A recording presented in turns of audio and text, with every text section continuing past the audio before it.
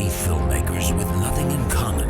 They thought they had it all figured out. They don't just follow the movies, they make them.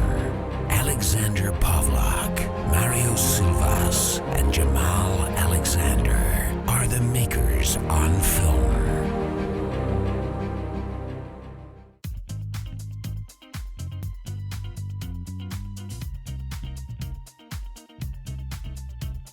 Hello, and thank you for joining us today on Makers on Film. I am your resident writer-director, Alexander. With me, as usual, is sound man Mario Silvas. Closing the window. And usually with us is our actor Jamal Alexander, but he's on assignment today, so hopefully he'll be back next week. Yeah. But so did you hear that TV Land, and this happened about a month ago, so it's not like breaking news, but TV Land pulled their the episodes that they were showing of Dukes of Hazzard. No. They pulled the entire series off of, which was pretty much a staple series on TV Land. They pulled it. Right. I mean, I grew up watching that stuff on TV Land. Yeah. It was like TV Land followed by Gilligan's Island and a couple of old school shows like that. Yeah. And you know why they pulled it off the air, don't you? I'm assuming it's because the whole, South will rise again thing coming up all over again.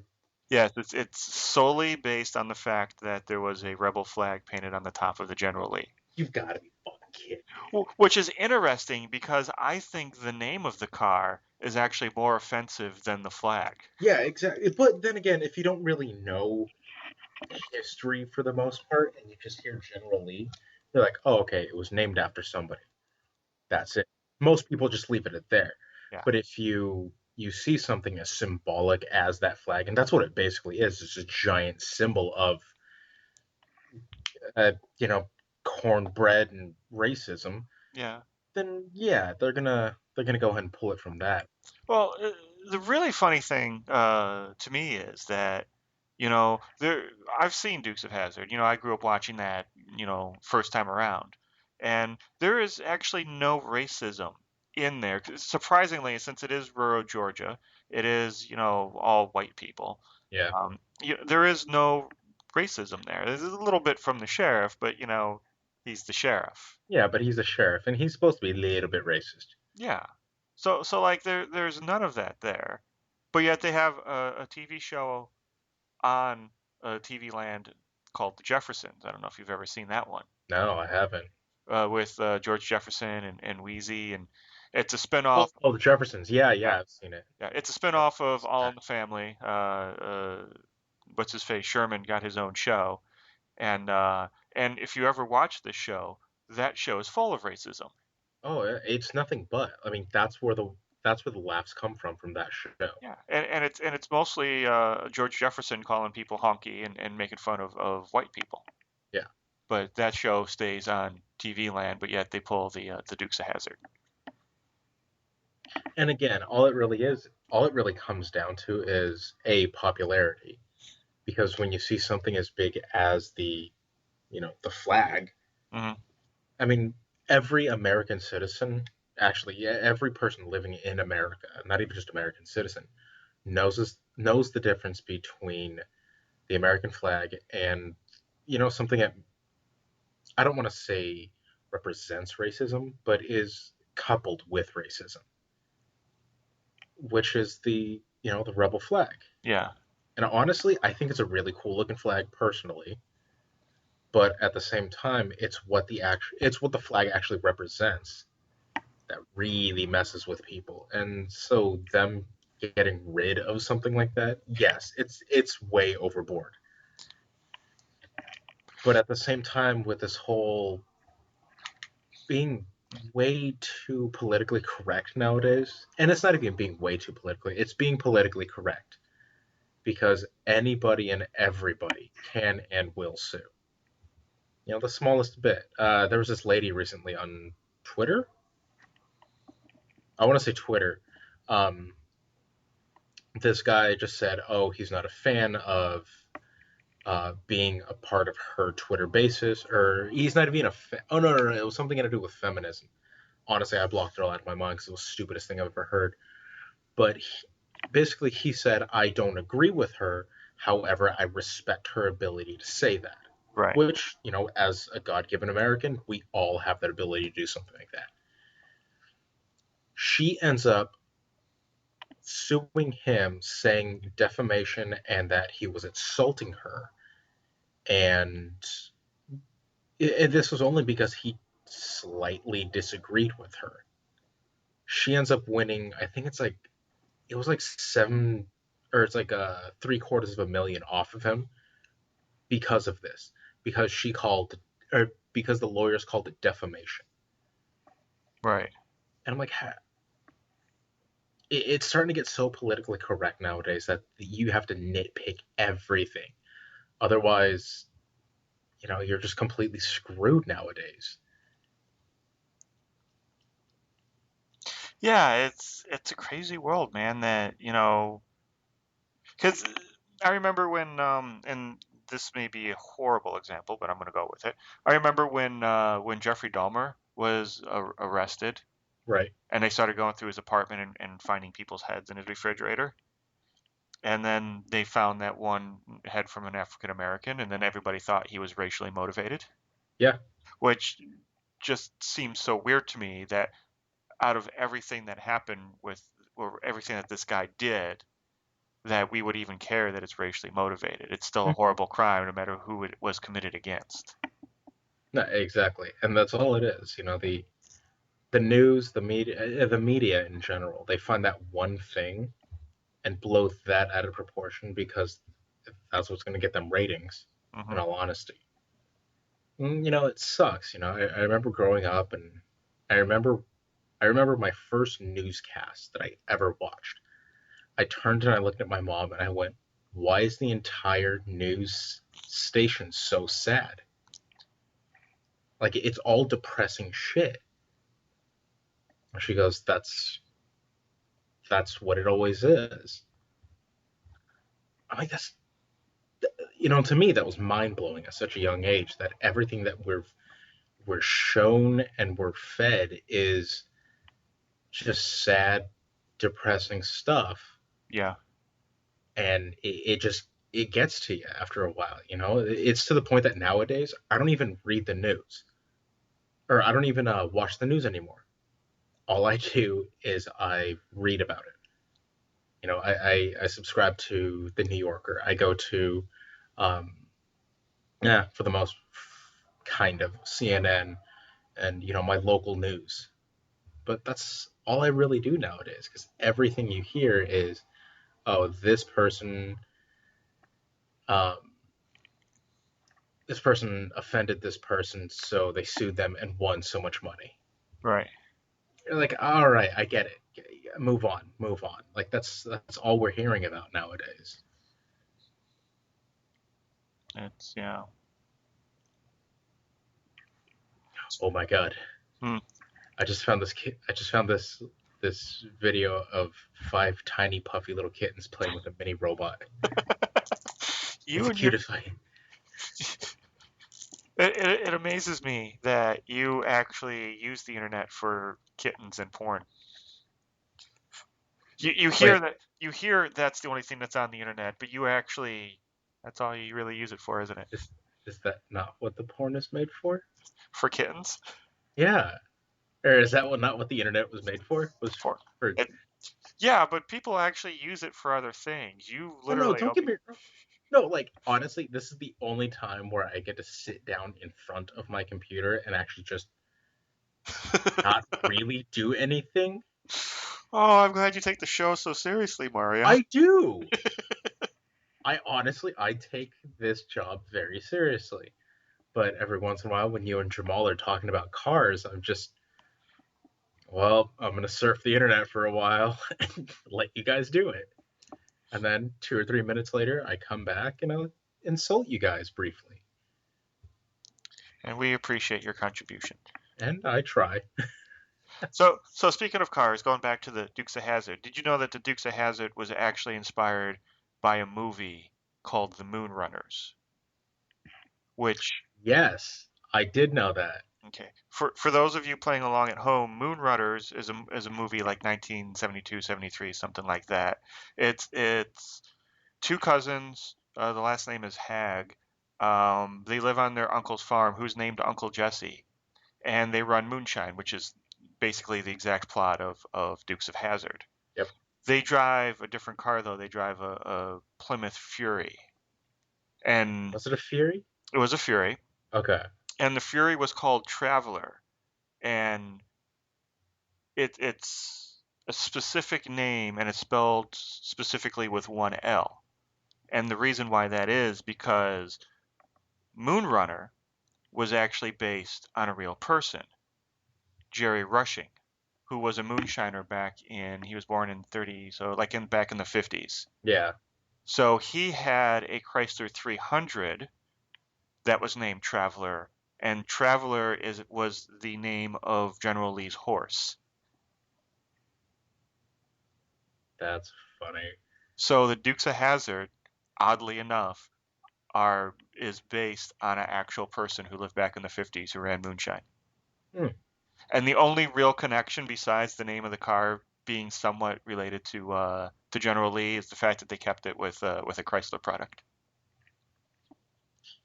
See, honestly, if they would have been so upset as to say it was because we don't like Chrysler, I would have been okay with that. Yeah. Still not a Chrysler fan, but they could have done that. Yeah. Oh, I did something. No, we're good. Okay. I thought I Okay. clocked. Sorry. No, I thought I I was moving over to go get my drink and my finger dragged across my mouse and my other finger clicked, or I thought it clicked, and I thought I stopped the call. I was like, oh god, what do I do? You are so fat you have no control over your fingers. No. It's it's something I've just become aware of. I try to play that card with my penis, but nobody ever believes that I don't have any control over it. You don't. You really don't. And it's kind of scary. It's a symbiotic relationship. Oh god. So anywho, Yes. Any news from you? um God, not too much this week. Just I've been working my job, just keep trying to go at it, and it's starting to get to me. Really? Yeah. After what, 2 weeks of doing it? Yeah, just about 2 weeks. That's Well, it's the people giving me the calls, mm-hmm. they're they're doing their job very poorly. Mm.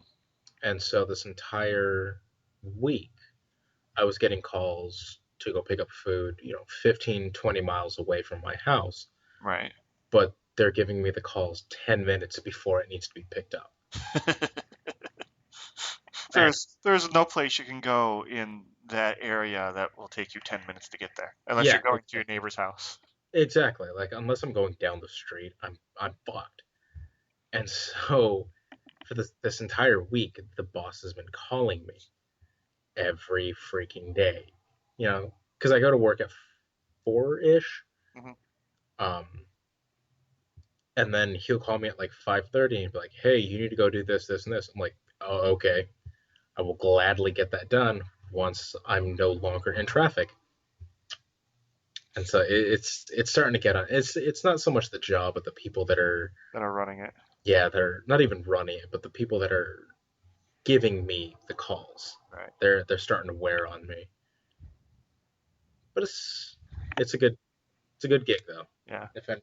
If anybody's interested, um, PM Alex and he'll get a hold of me and we'll talk it out. Fine, I didn't find a cat. I found a Chihuahua puppy sleeping on top of a pig. Fuck you, Alex. Fuck you, Alex. Why are you saying fuck you to me? What did I do? Because you're always the dick. Yeah, go ahead and come back from that. I'm still trying to find the correlation between, Chihuahua puppy sleeping on a pig and me being called a dick right now. Because you're making fun of me for the whole cute animal thing. I'm not saying that I'm not a dick. I was just wondering what the correlation was there. That you're I don't. You're just one. Can't really. Fair enough. I will grant you that. Okay.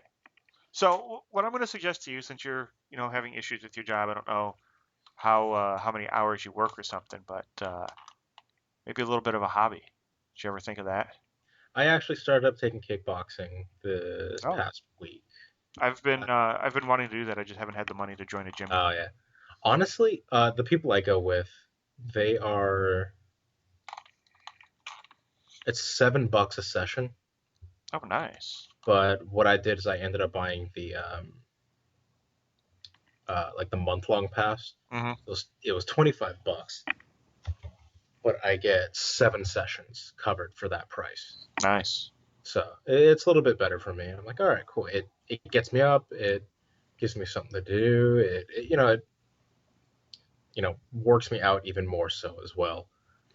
So is that actual kickboxing where you're learning how to box and kick people, or is that like the kickboxing aerobics? Uh, Both. Okay. Yeah. Right now I'm doing the kickboxing aerobics, so the people can get in better shape and everything. Yeah. And then because it's a class by class basis, Hmm. so I actually had to sign up for a specific class so I can move along in progression. And then once I do that, then he said in about 16 weeks, then we'll start getting into sparring and things like that. Oh, cool. Yeah. So I was like, Nice. oh, that's pretty cool. And then on top of that, I'm doing, I'm still knitting, I'm still weaving and all those things. Okay. You my girl's going in for surgery. Yeah, that you were saying that she was in the emergency Yeah. room the other day. Yeah, her nose started bleeding like profusely. And so we had to go in and take care of it. She doesn't have like the cancer or something, does she? No, no, no. Okay. The membranes in her nose just burst open one day, Mm, and so we had to, her cousin ended up taking her in, and so I went with her. okay. But it was fine, nothing bad about it. That's good. Yeah. Well, I started doing I'm trying my hand at making props, and I'm not making them for anything specific. I'm just, trying my hand at making some props. Right. So I have a bunch of stuff sitting in the office in the back, waiting for me to, be able to afford to actually do something with them. But the other day I was over at the local thrift store, and I found a broken Nerf gun. Hmm. It's and I did some research on the gun itself, and apparently it's a pretty crappy gun to begin with, and nobody No. likes it. It's their Mega series. So I completely gutted it, took it apart, painted it, spray painted it. Um, I'm not really good with the spray paint, so there's some spots in there that's kind of iffy. But I'm thinking what I might want to do is get a couple more of these and maybe do some sort of science fiction kind of short with them. Oh, very cool. Yeah. I actually have one of the Nerf. It's like a double barrel shotgun, is what it looks like. All right. But it's like 2 rows of 4 or something like that. Hmm. Oh, wait. Here it is. It's actually in arm's reach. Yeah, it's 2 rows of 4, and it's like a sawed-off pump action, is what Right. it looks like. I mean, it's one of my favorite Nerf guns. But let's see. Here's me racking around. That's actually a nice sound. Yeah, but I have that, and I have a little 6 shooter. Apparently, there is a huge demographic of people, of adult males, and I use adults in quotation marks, Mm, who buy, customize, and then have battles with Nerf guns. yes, there is actually a large. It's one of the largest um, Nerf gun battles. I don't know how to put that here in California. So what you do is the buy-in is, well, for the one that I was going to go to, but the buy-in was $50 worth of Nerf darts, and they could be knockoff Nerf darts, Hmm. but they had to fit Nerf guns. They couldn't be the super fat ones. They couldn't be those like bomb looking ones or anything. They had to fit the Nerf gun. So you had to bring $50 worth of ammunition. Yeah, Okay. and then there's this huge like 50-gallon drum, and then everybody one by one throws in their darts. And it eventually fills up the 50-gallon drum. Hmm. And then what the officials do is they roll out the drum into the middle of the battlefield, and they tell everybody you have 60 seconds, and then you go in, and it's a no kill time at that point. Yeah. So you go in and you just load up, and there's some video of it on YouTube. And there's this one dude fucking made me laugh so hard. He has like, it looks like a pizza bag, like what the delivery drivers use, Yeah. like strapped to his hip, and he runs up there as fast as he can, opens this thing up, and just starts dumping darts in. He doesn't have a single gun on him, but he starts dumping these darts in, closes it, and fucking books.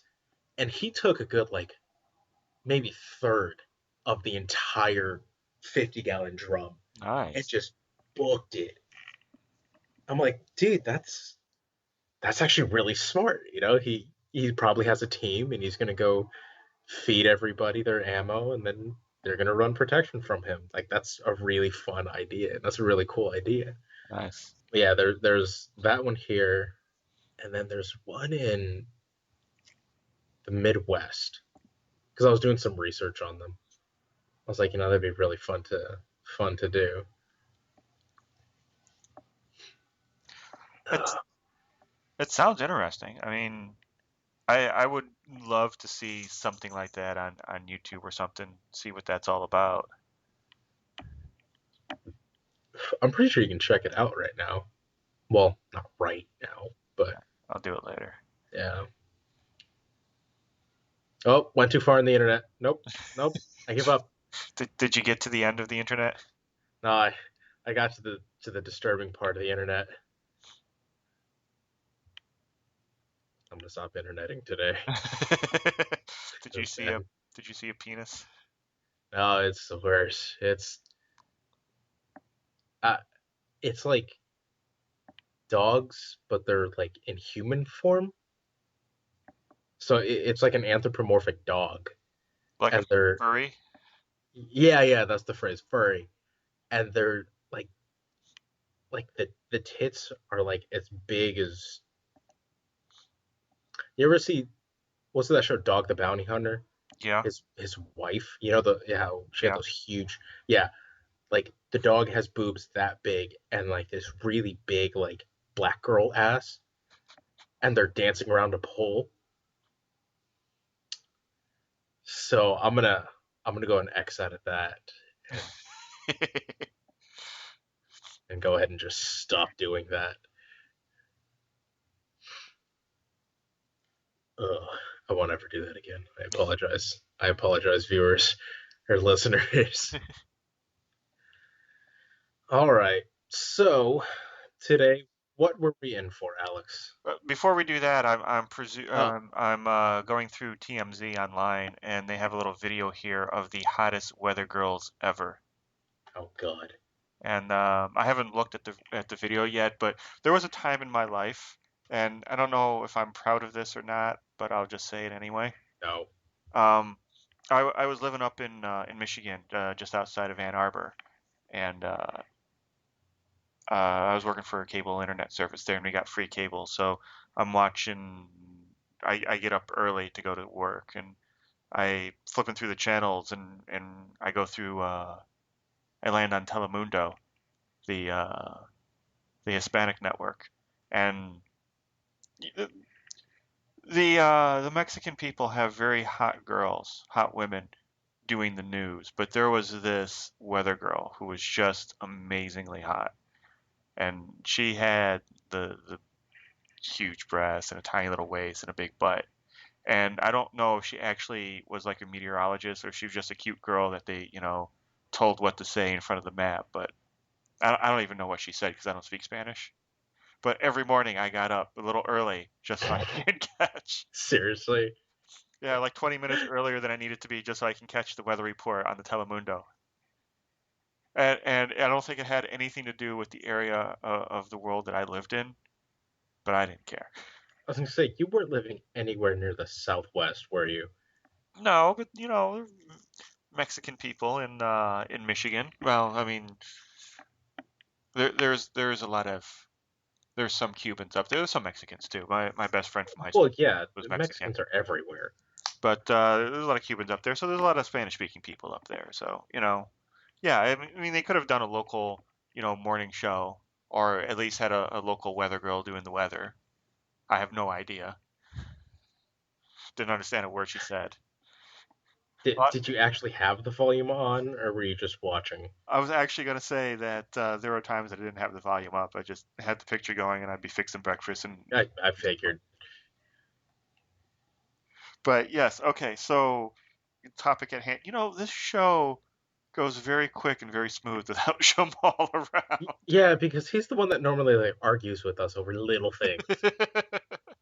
Which I think is part of the charm of the show, and I think why a lot of people listen to the show, Yeah, just to hear the arguments and the drama. And if that's what you people at home do tune into the show for, go over to mof.ninja and let us know, and we'll get more people who don't agree with us to come on this show and argue. We'll have 4 hours of us just saying hello and then arguing about it. we should just do. No, seriously, we need to plan out a time where, or we need to plan it for next time he's back. We need to fuck with him so goddamn badly. I don't know how. I don't know how either. We'll discuss that off. We'll have to come up with something. Yeah, we should just pretend like we're mad at each other for no reason. Oh God, yeah. Oh no. That's what we're gonna do next time he's here. Yeah. We're gonna give each other the silent treatment. Jamal, can you tell Mario that I disagree with what he says about this movie? But no, see, here's the thing: is we have to like just go with it for a good like hour, and then see if he gets the hint, and then after a while he'll be like, "Okay, Jamal, can you tell Alex?" And then just go, like, just fuck it, just go for it, and just let it happen. He will be so confused. Oh God, it'll be great. It will be. I'm going to need to write that down. Pretend to be mad at Mario. Of course, I'm just going to write pretend to be mad at Mario, and then I'm going to look at that and be like, why the fuck am Yeah, I you're like, pretending what to the be fuck mad does at Mario? that mean? All right. So you picked the topic for the movie this week, Yes, didn't it did. you? Okay. It wasn't even a movie. It was. So what it really came down to is I was listening to this comedian Bill Burr, and he had a really funny lineup at this point in time, and he was talking about um, conspiracy theorist friend that we all have, and we all have a conspiracy theorist friend. Mikey, as example, for us. Oh yeah, he's big on that. Yeah, no, he was a conspiracy nut in when I was still living back there. Yeah. And so I was talking to my girl about that, and she's like, "Oh my god, why don't you guys do a conspiracy theory night?" Huh? I was like, "Yeah, that sounds kind of funny," and that's where it landed at. So that's what we did this week. Before we go into it, did you see the pictures of Mikey walking graduation? That was quite some time ago, wasn't it? I just saw him on Facebook. He graduated like last semester from U of A, Right. but I think he just walked recently. Oh, okay. But Because I know he said he graduated, but I didn't see anything that he walked, or yeah, that he was walking. That's why I was confused. no, he just walked recently. He's lost a lot of weight. Yeah, he has. He looks good, actually. Yeah, he does. He does. Wait, is So, he still with that one chick? as far as I know, he is. Jesus Christ, Mike. I know, right? We had him free and clear, and then he went right back to it. You know, the man likes what he gets. I mean, it's If he's happy, more power to him. All right. So, did you want to start? Do you want me to start? um. I was gonna say let's rock paper scissors for it, but that's kind of pointless right now. We can't see. Shut up. Hold on, we can just Skype video, can't we? We could, but I don't really want. What is that? A lot of work? Yeah. I think I would have to hang up and then redo it, and I don't know how good the recording will be. So Oh, I gotcha. fuck it. All right. So, bucket, here we go. So, we did conspiracy theories this week. Mhm. Uh, Which uh, which which I'll admit I do watch a lot of conspiracy videos, mostly for the comedic value of them. oh no, and they're great when you're drunk. Oh yeah. They're fucking hilarious. And YouTube is full of them. Some of them are legit. Like you'll find some like Discovery documentaries, quote unquote, that are conversive or whatever, and you'll find some like more real ones that people put time and effort into, and then you'll just find Yeah, the crazy people rambling on YouTube, which are always yeah. hilarious. Like this entire time I watched, um, or this entire week I was trying to find the perfect one. Hmm. So I ended up watching the Loch Ness Monster. I ended up watching what's Bigfoot. Uh-huh. I ended up watching the Bigfoot one, and I ended up watching one that I've always really liked, and it was years and years and years ago. This guy created this engine that could run solely off of water. Okay. You put water into the engine, and pure uh, steam, water Yeah. essentially, comes out of the engine. That's all it was. Hmm. And this dude was getting like 98% efficiency coming out of this thing. It's still on YouTube. I honestly don't remember what it was, but I remember watching this a while ago. And he was trying to patent it, and certain companies, let's say, of the oil type, is the easiest way of putting it, actually were stopping him from trying to do this. Yeah. And so for years and years, he was trying and nothing. They weren't allowing him. And then one sunny morning, he dies, and his patent stopped trying to get made, or they stopped trying to get through. Hmm. And so this huge conspiracy theory going around that the big oil companies actually put an assassin out in order to kill this man, because if he was able to get his engine patented, then there goes all of their money. Why would you get a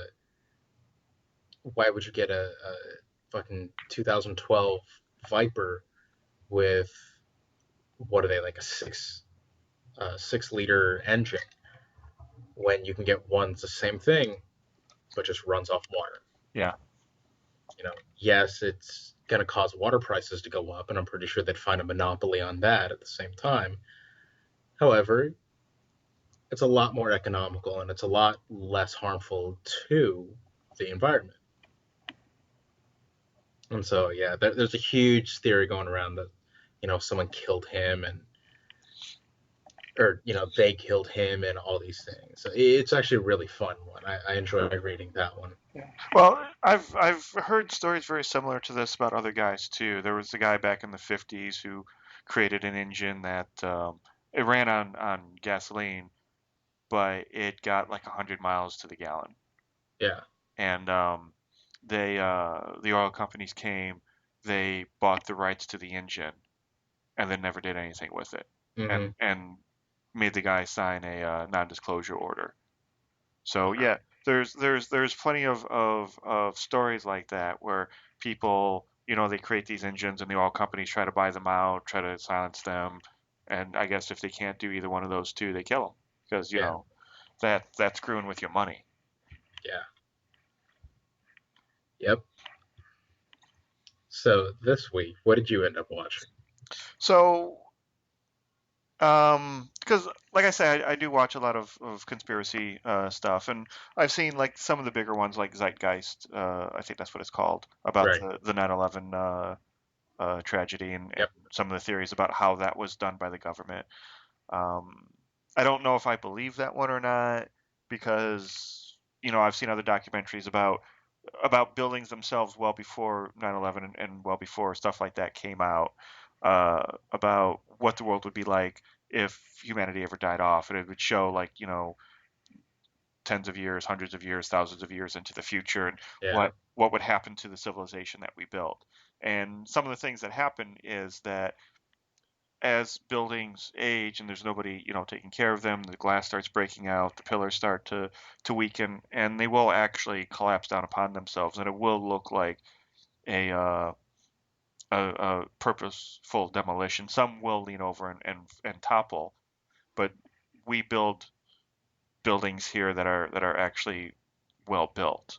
Yeah. I mean, because there's this one video on YouTube that you can watch where it's one of the Asias. I want to say it's like Thailand or something, where you actually see the building start to tip over and then fall into another building. Jesus. It's funny because when they first start showing the video, and it takes like 10 minutes for it to fall over, you kind of see down the street, and then you just see that one building kind of leaning over like he's trying to get better into the picture. Yes. But but yeah, the way we build our buildings, especially like the twin towers are actually designed to collapse like that.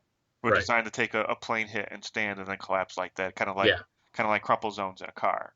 So I'm not saying that there may not have been charges at the bottom of that, but it is possible that it could have fallen like that naturally.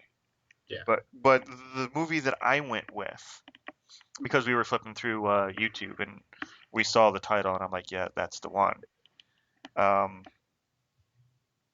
hold on a second. Oh, here it is. Nazi UFO Conspiracy. Jesus Christ, that sounds awesome. It wasn't as conspiracy as you would think with a title like that, but it came up with some very interesting theories about basically everything we know about UFOs and sightings in America. Mm. And it all led back to the Nazis. And I'm like, okay, that's actually kind of cool. So what You and your Nazis, you can never get away with that, can you? um A, Nazis are funny, just inherently. B, Nazis are basically the one and only true example of like a supervillain or a Bond villain that we've ever had in real life. That's true. So it's actually kind of an interesting uh, anthropological like thing that you can observe and see. Well, we can't really observe it anymore because it's over. All we have are like the stories, but you can see how a supervillain may rise to power, like a Lex Luthor. Like just replace Hitler with Lex Luthor, and there you go. You have a Superman cartoon. But also, a lot of people don't realize how close Hitler actually came to winning the war, and he could have done it very easily. That through his own stupidity, which is a marvel of I don't know cosmic design, that he just fucked the whole thing up himself. Yeah. Well, I mean, that's what oh fuck, it wasn't malaria. What did he have? Ah, damn, what was that? He had a disease. I forgot what it was. Is it the thing that made him have only one testicle? No, that was a different thing. Uh, But well, no, it was the same thing. It's like fucking jaundice or something. I forgot what it was. Um, but basically, what it did, it rotted his brain, and it was an STD. I forgot which one it was. oh, like syphilis or something. Yeah, it was something like that. But it basically rotted his brain, and it made him fucking batshit crazy. Oh yeah, And that's what his downside was. Is that yeah, if he'd have kept his sanity, yeah, we'd all be speaking German right now. Like we would be fucked. yeah, yeah, But totally. I forgot what it was, and I wish I had a computer in front of me to research it really fast. But it was something along the lines of that. He just went bonkers. Yeah, I mean, and that's what really, like when he went to go commit suicide, and apparently what happened is that he actually watched Ava Braun kill herself or no, he watched her take her suicide pill and watched her kill herself, and he watched her die Hmm. when they were supposed to take it together and die together, as husband and wife, or boyfriend and girlfriend. I don't think they were married. I don't Yeah. remember. But I mean, he was a sick motherfucker toward the end of his life, like more sick than usual toward the end of his life. Like he was actually going and doing those things. Well, apparently he had Parkinson's disease, Hmm. and then also probably syphilis. Yeah. Yeah. Well, one of the things he did, I don't know if this is one of the things he did right or whatever, but he collected every smart person he could find and started basically, he got every rocket scientist he could find and started, actually doing rockets and stuff. Yeah. And like the whole show, they talk about the crash landing of a UFO in Pennsylvania back in the late 50s, early 60s. Um, and everybody says that it was like this acorn shaped object that crashed in the woods. And then they go back to Germany where Adolf Hitler was working, or his scientists were working on on basically a hovercraft that was bell shaped, and they called it the Bell. Hmm. And they believe that either that actual craft somehow made its way to America one way or another, or America just grabbed the scientists, and then the scientists recreated the Bell, and then the test flight crash landed in the woods. And then the next theory is that you know how we have like the B-2 bomber and the stealth bomber, Right. which are basically flying wings. Yeah. Yeah, the Hitler started that. He had a flying wing Yes. and a Yep. bomber, and they're saying that those scientists came to America and then started, working on those projects, and we have those bombers because Adolf Hitler was trying to do those bombers, and that during those manufacturing is that that's where all the UFO sightings were the SR-71 Blackbird and the stealth bomber and the B-2 being tested over Groom Lake in Las Vegas. Yeah. Yeah. Honestly, I believe it. The way they presented it, it did sound very logical, especially when they talked about the the incident in Pittsburgh. Yeah. Yeah, because uh, what they showed as the craft that had crashed, and I don't know where they got pictures of it or if it was an artist rendering, and the craft that was the actual Nazi craft looked exactly alike, except for like the color. The color was different, Hmm. but but yeah, they looked exactly alike. So you know, maybe we've been tinkering around with trying to do something like that and haven't quite got it perfected yet. But Yeah. yeah, apparently there's an Air Force base in Ohio. Oh God, what the hell is it? It's got two names to it. Um, like Lockheed Martin, but it's not that. That's supposed to be like basically the second Area 52, where Oh, I got you. Yeah. they do a lot of experimental aircrafts and test flights there. Um, give me a second, I'll look that up. Wright-Patterson, that's what it's called. Oh, okay. Yeah. Yeah, so the Wright-Patterson base in Ohio is supposed to be like the other Area 52, where they do a lot of experimental things and supposedly have, uh, if something crash lands from space in the Midwest, it'll probably go to Wright-Patterson, Yep. which is where they took that acorn-looking thing from Pittsburgh.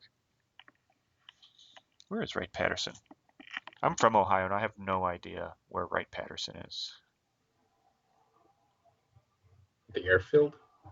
Yeah, the military base. Yeah. Oh, it's near Dayton. Oh, well, there you go.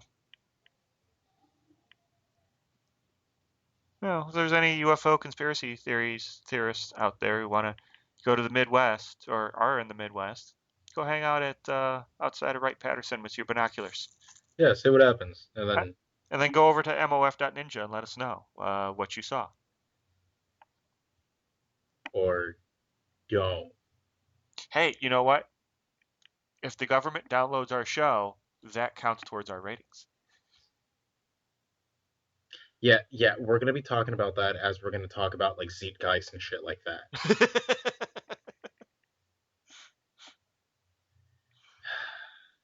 All right, It fuck it, let's was do it.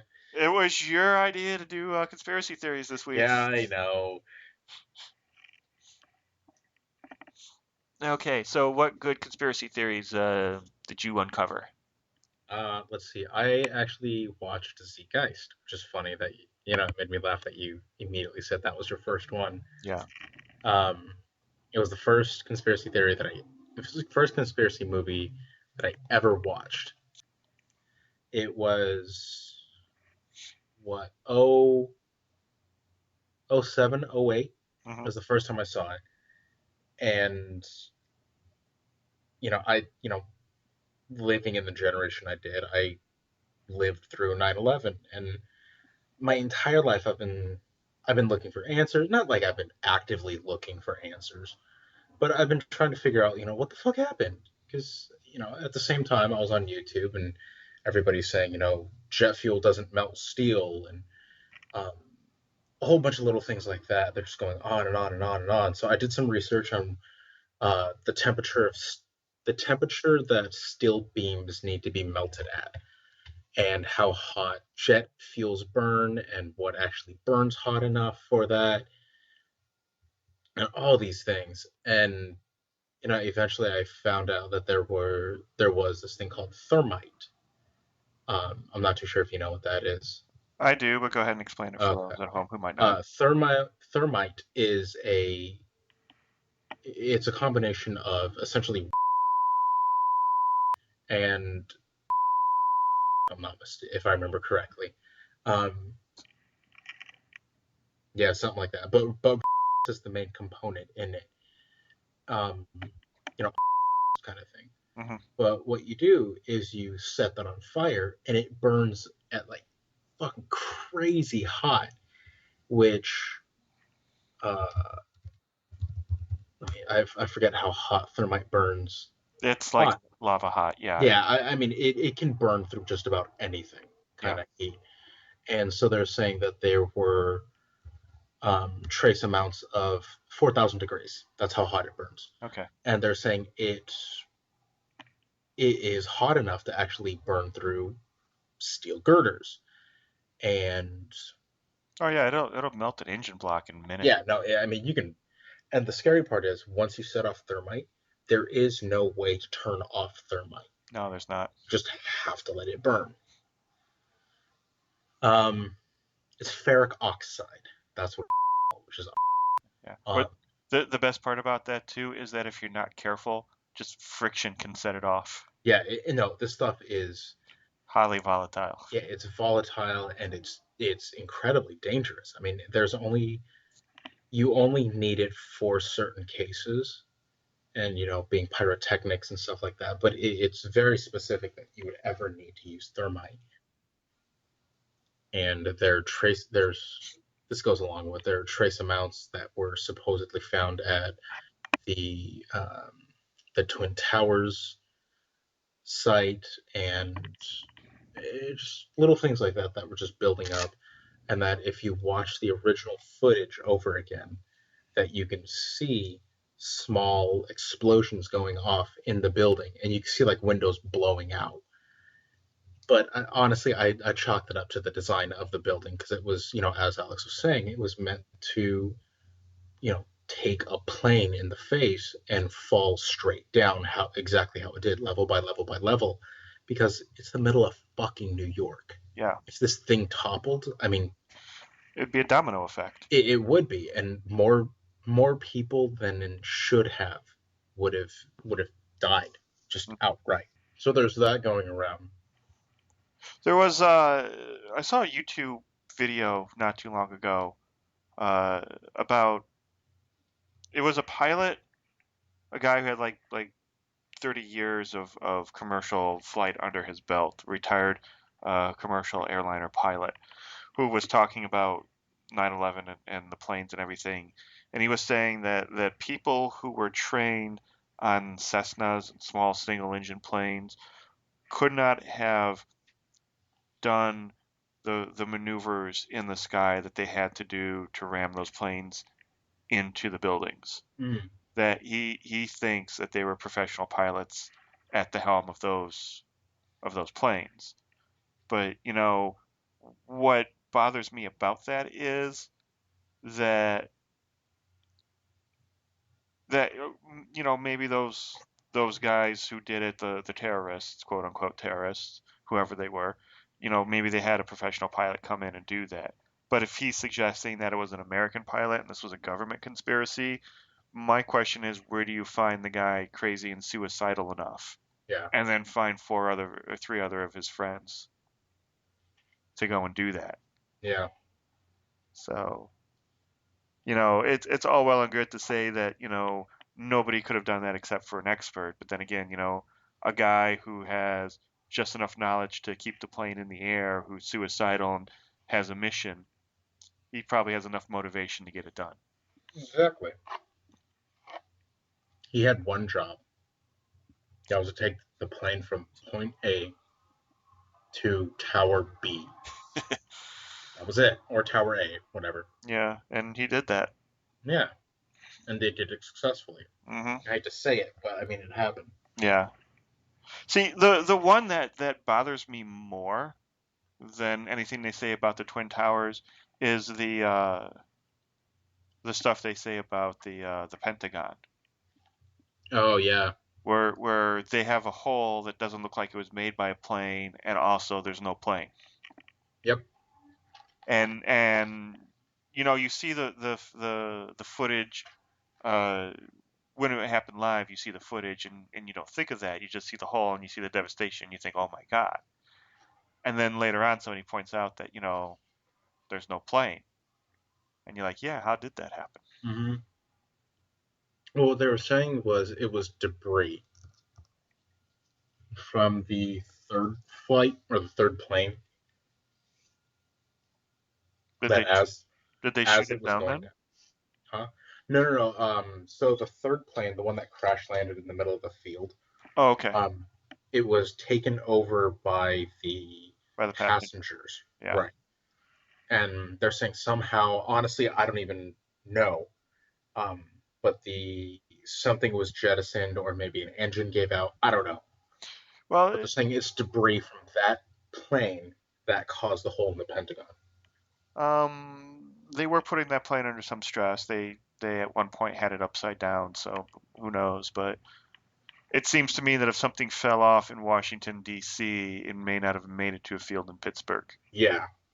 That it sounds like it would have gone down there, but Pittsburgh is not that far away. No, I mean what? It was close enough to be in a smaller plane, Hmm. but it's still far fetched. Yeah. But the movie itself, for Well, those of you who haven't seen it, it was directed by Peter Joseph, who honestly has a decent career. Um, but he mainly does conspiracy theory things. I mean, once you're in it, that's kind of all you do at that point in time. right. Um, so honestly, Zeitgeist was the one movie that blew him up, and Phrasing. no pun intended, but it made him famous. And so he got a lot of flack for making these movies after this movie came out too. Um, but I mean, on top of that, he had big name people coming in for this movie, and were not coming in for the movie, but he used Hmm. because they were all saying stuff that were very useful to what he was saying. Clips from fucking George W. Bush, Condi Rice. They actually had George Carlin in at a couple points in time that was just making fun of some just bullshit stuff Hmm. about how our government can and would, if they had the chance, use something like a national disaster in order to control us and to control the economy in order to basically make it into a monarchy almost. And slowly, I hate to say it, but I mean, it seems like it's going that way nowadays. Um, if you look at who's running for presidency right now in 2015, Anybody? Uh, Anybody have an idea? that Clinton girl. And I don't know who's on the other side. Donald Trump? Oh, Donald Trump. I don't. Yeah. I don't really look at him as an actual contender for the presidency. No, but his numbers say he's doing very well. And that's what's scary, is that if he is able to get into office, a lot of people are worried about what's going to happen. The world is going to be Well, by your freedom. he has a lot of time to screw it up for himself, and he's not a politician. He's a businessman, and Yeah, those are two different creatures right there. And politicians have to be pleasant in front of people at all times. A yeah. businessman can be a complete dickhole and still be successful and accomplish and actually kind of helps. So if he takes his business model and puts it towards the presidency, he will turn everybody off and he won't get elected. Oh, and mind you, we also have to remember his business politic also comes back from, he's declared bankruptcy 3 times in my lifetime. He's declared bankruptcy 3 times. Yeah, I mean, he comes back from that though, but if you look at George Bush went into oil. He started an oil company and bankrupted it. Yeah. Started another oil company and bankrupted it. And he did Uh-huh. that 3 times. And it's like, how do you fail at being an oil tycoon in Texas? Fucking, you find a way, apparently. That would be like you going to the AVN Awards in Las Vegas and not get laid by a porn star. Exactly. Hey, you want to do that this year? Um, That's in January, I believe. Yeah. Let me talk to Toby. He goes every year. He works like sound and camera for them. Oh, sweet. Yeah, So dude. I'll Dude, yeah, I'll let's talk to him this year. I'll talk to him and see if he needs any additional people on his crew. Nice. Yeah. Tell him I'll suck his dick. I'm not sure that's a bonus. He might give you the job if you don't suck his dick. Even better, I don't have to put a penis in my mouth. It's fucking win-win. It is win-win. Yeah. I'll actually present that to him. I will tell him that if he gets us in, that you won't put his penis in your mouth. Yeah, exactly. You can tell him I have big teeth too. Nobody wants that. And braces. Yeah. Fucking what's that lockjaw? I got lockjaw too. Chronic random lockjaw. For varying amounts of pressure, it could be anywhere from half a pound to 300. You never know. Never know. It's like Russian roulette, but with teeth. Oh dear God. Yeah. Well, that's going on the recording. Hi, Mom. Hi, Dad. Do they listen?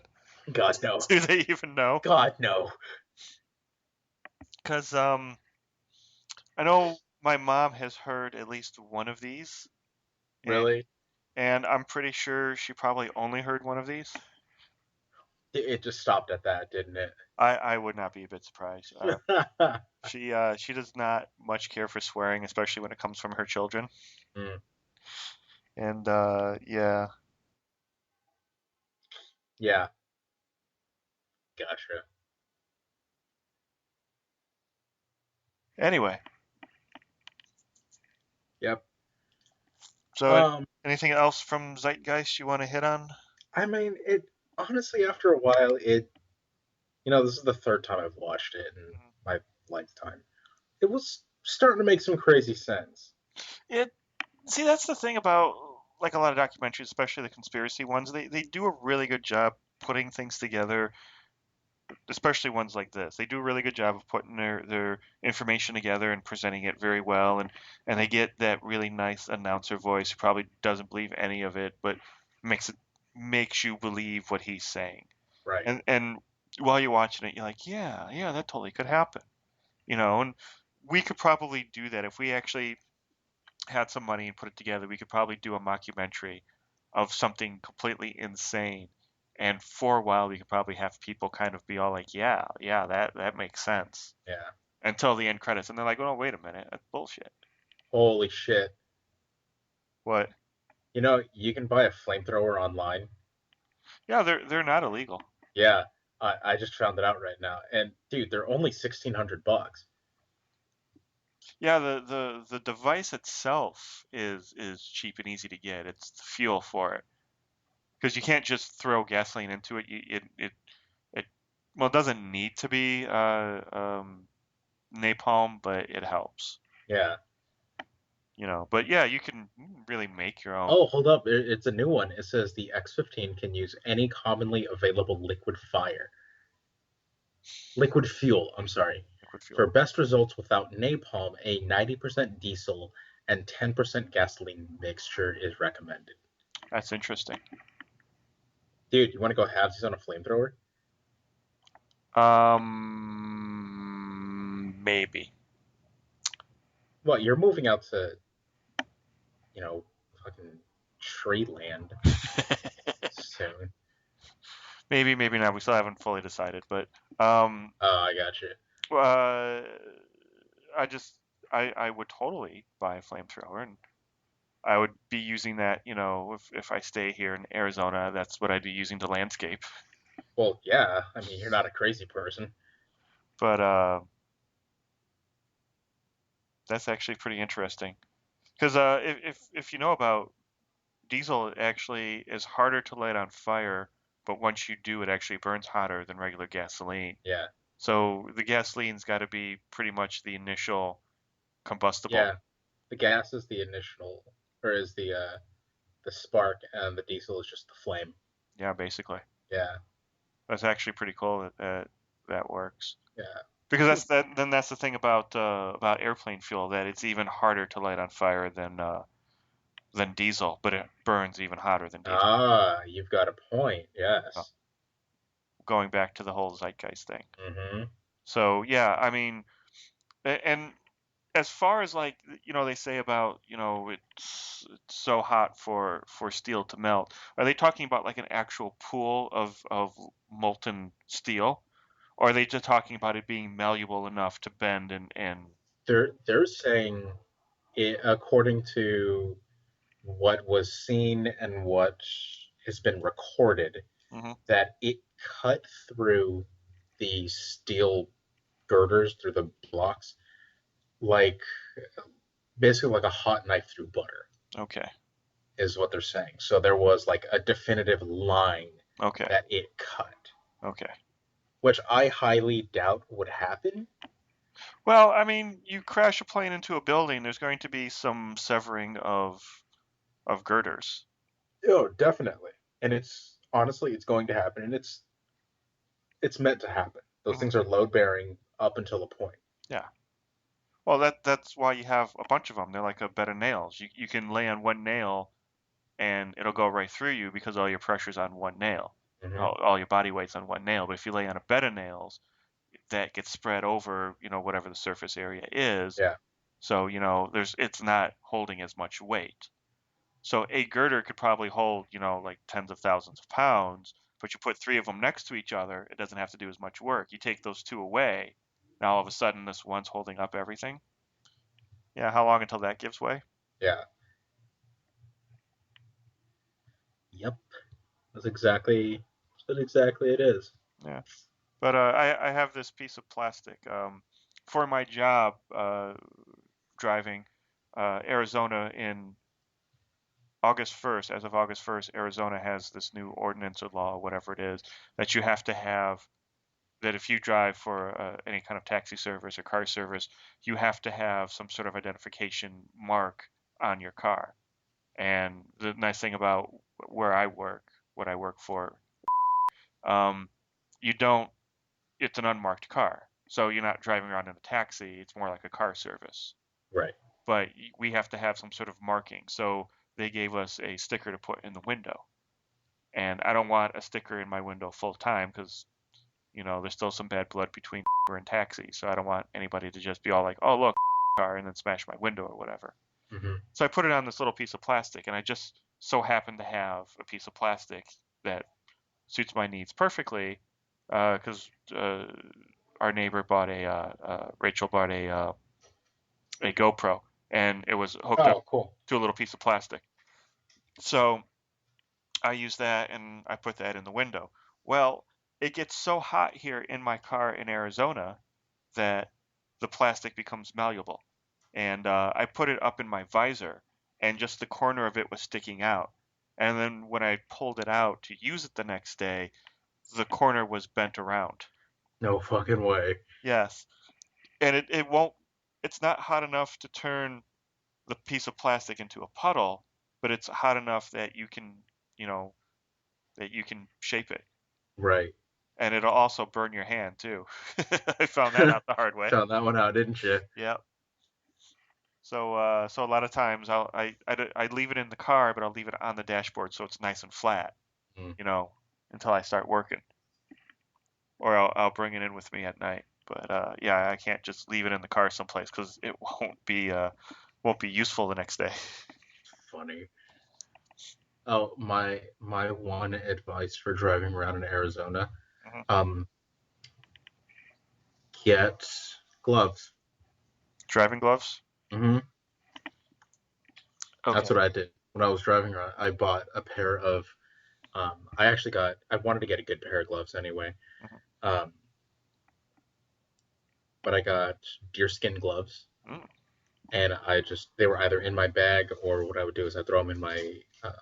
I had this little pocket, or it's like a little cutout in my dash, Mhm. and I would just shove it in there right before I left my car. Wait. And it's Was it a glove box? oh jackass. Because that's where you could have put your gloves. You know that makes sense, but dick. But no, so what I did is I just shoved it inside that little thing. So during the summer, I just pop them out, throw them on really quick, and then boom, don't Yeah. burn my hands anymore. No, that's actually a good thought. I don't want to be so douchey as to be driving around with gloves on, but maybe I'll get oven mitts. Yeah, but then you're just gonna look like a dumb son of a bitch. I'll just talk like I'm a bit slow, and people will be like, "Oh, it's nice to give people like you a job and hand me money. Thank you, pretty lady. I'm a man. Thank you, pretty lady." Yeah, actually, you should. That'd be really fucking funny. It would probably increase my tips. It probably, sadly enough, yeah. But there's actually gloves you can get on off of eBay Mm. that I've seen. They're relatively inexpensive for leather gloves, but they're Kevlar lined leather gloves, and Huh. and they're for police for when you frisk a suspect. Yeah. That if he has like needles in him, you won't puncture your fingers and get whatever disease he may have. You know, things still go through Kevlar. But they're puncture resistant, and they're specifically designed not to be punctured by like needles and stuff. Oh, okay. I'm I was like, I'm unless certain. it's okay, if there's a specific like type of Kevlar they make, because when Kevlar was first created, you know that the first dude that ever had Kevlar died, right? Was that the guy who actually shot himself to show to the police that it works? No, no, no. That guy shot himself in the dick. He missed himself entirely. No, no, no. It wasn't the first guys, but what these police officers did. I think, it's happened like the '90s. Yeah. But the police station just got Kevlar vests, and these officers wanted to test if these things could stop everything. Hmm. So they went in the back, and one of the officers stabbed the other officer. So for people out there that don't know, Kevlar is designed to take high impact, high velocity impact. Right.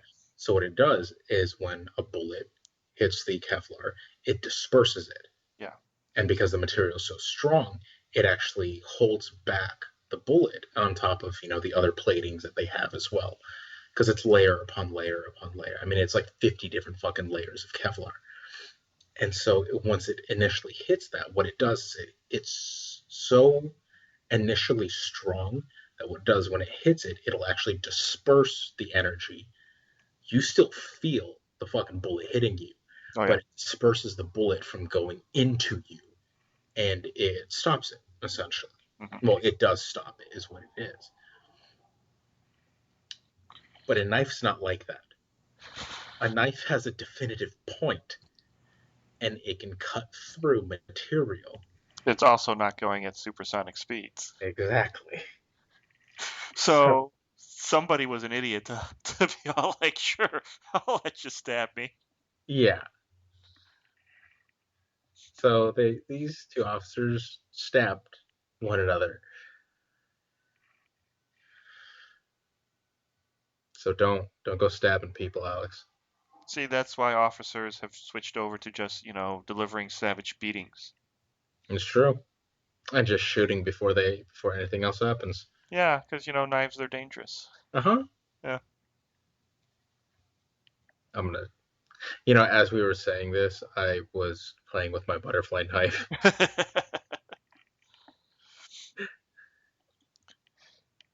I'm gonna go and put that down right now. I have one somewhere. I don't know what happened to it. I lost it. But yeah, I was playing with a butterfly knife when I was writing my western, and then I was like, oh, one of my characters should have a butterfly knife. And then I had me, being the obsessive compulsive I am, had to research the origins of the butterfly knife to see if somebody in like the 1880s would actually be able to have one. Yeah. And I actually found three different origin stories, and two of them corroborated that somebody in the 1800s would have a butterfly knife. So you know, best two out of three. So I Well, put it in there. it's from the Philippines, and then from there moved because it's a farming tool. You don't want to carry a giant knife with you, but you want something, or you can't have something that's sheath. So what you do is you have a knife that's completely hidden by its own handles. Yeah.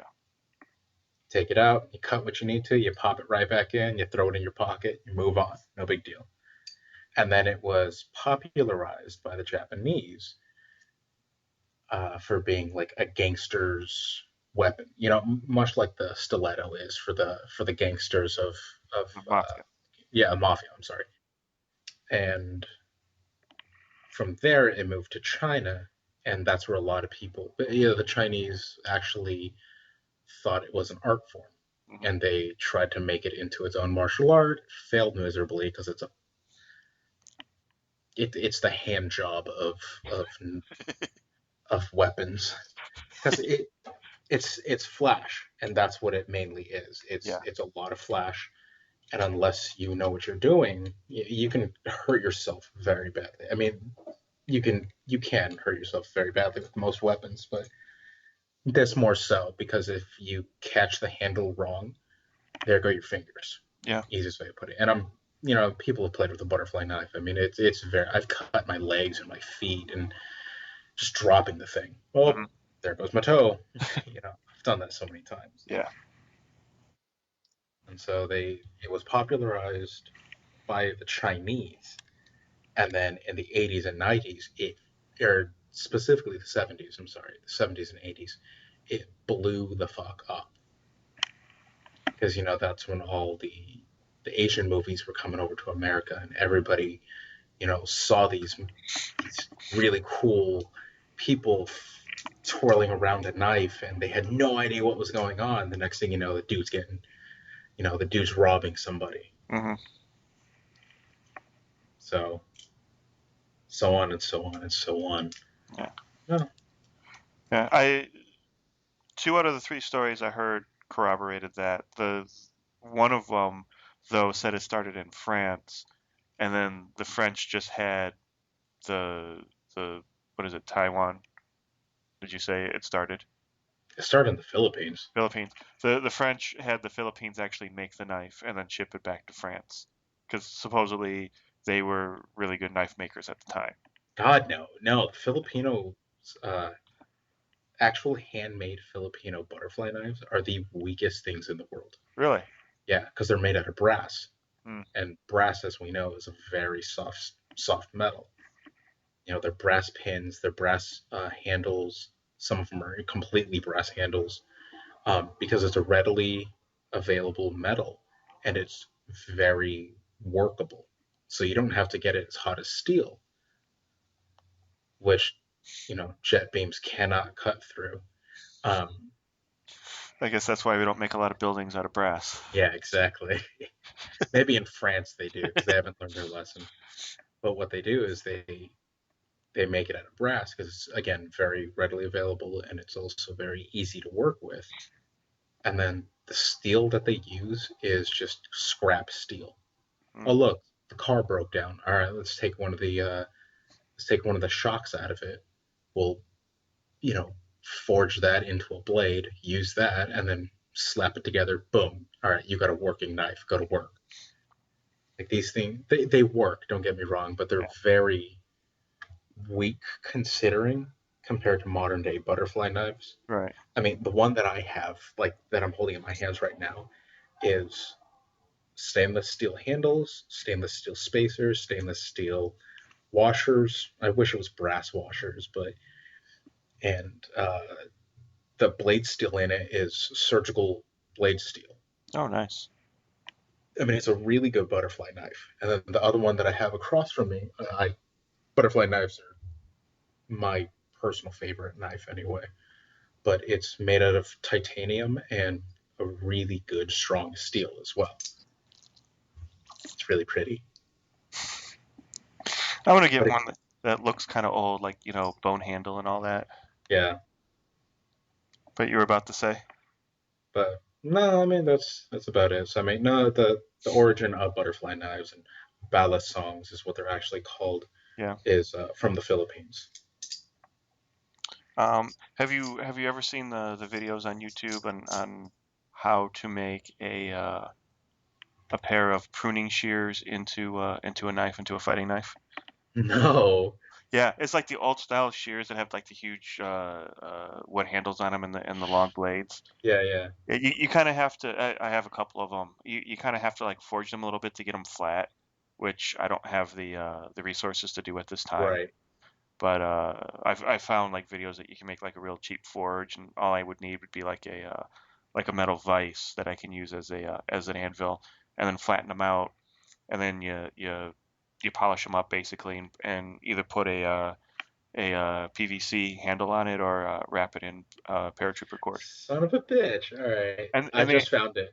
and they actually look pretty cool. I just found it right now. I'm gonna watch it tonight. Yeah, Huh.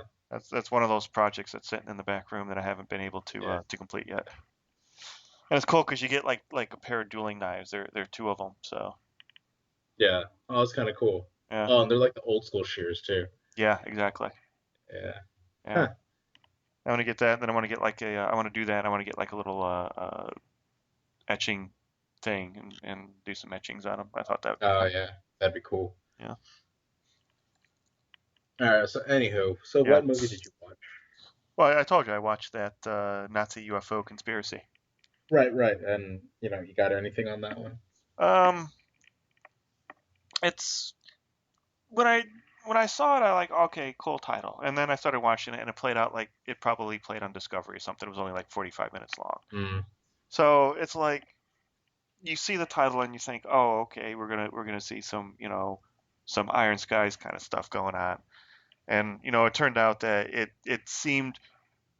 it really wasn't so much a conspiracy theory as it just was a theory that, like, oh, the U.S. tried to get all the scientists out of Germany anyway, especially towards the end of the war. And, and of course we put them to mm, use anyway in the Manhattan Project. Everybody knows that. And yes, there's a good chance that we put them to work on experimental planes and boats and whatever else. So, and probably in the space program too.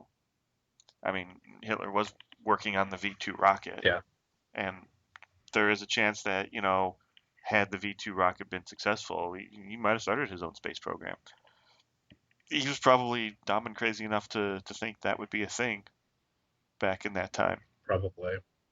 So so it was actually just interesting because if you're into the whole alien conspiracy kind of thing, to watch this and have kind of a logical explanation of all those things. And it was cool too because it also talked about the Foo Fighters, which for those of you playing along at home is not the band, the Foo Fighters, with frontman David Grohl, but they got their name because back in the 50s, the Air Force called spaceships, alien spacecrafts, foos, and they had a squadron called the Foo Fighters, who were responsible for protecting America against an alien invasion. Now, I don't know if that means that there was an actual threat, so the Air Force put something together to combat that threat, or if this is a preemptive thing, just in case there is intelligent life out there, we should have some guys specifically available to combat that. But there was a unit called the Foo Fighters, and it was cool to see kind of they went into their origin too a little bit because you can't really talk about experimental spacecraft or experimental aircrafts without talking about those guys because they probably had state of the art equipment. Right. Yeah. So and I believe they worked out of that Air Force base in Ohio.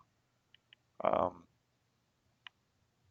and it's just they talked about Roswell and how that was probably a down failed uh, experimental uh, airplane. Hmm. And they talked about the Pittsburgh one, and then they talked about the lights over Phoenix, um, which was '07, I want to say '09, something like that, where everybody saw triangular lights over Phoenix. Yes. Um, and they talked a little bit about that too, and they never said, oh, this is not a UFO, it was the stealth bomber or whatever. They never actually said that, but they're like, it's Phoenix. It's it's an 8-hour drive to Las Vegas from Phoenix. So in the sky, in the air, that's got to be like maybe an hour. So it's not far fetched that experimental craft going from Groom Lake to Phoenix and back again. That would be a good test flight for one. And supposedly also over France. I don't know if it was Paris or not, but somewhere over France, they also saw a triangular set of lights flying over the city. Which, when you put it into perspective like that two different countries see the kind of the same thing, it it was slightly different because the one over France was only three lights, three white lights in an isosceles triangle, and then a red flashing light in the middle.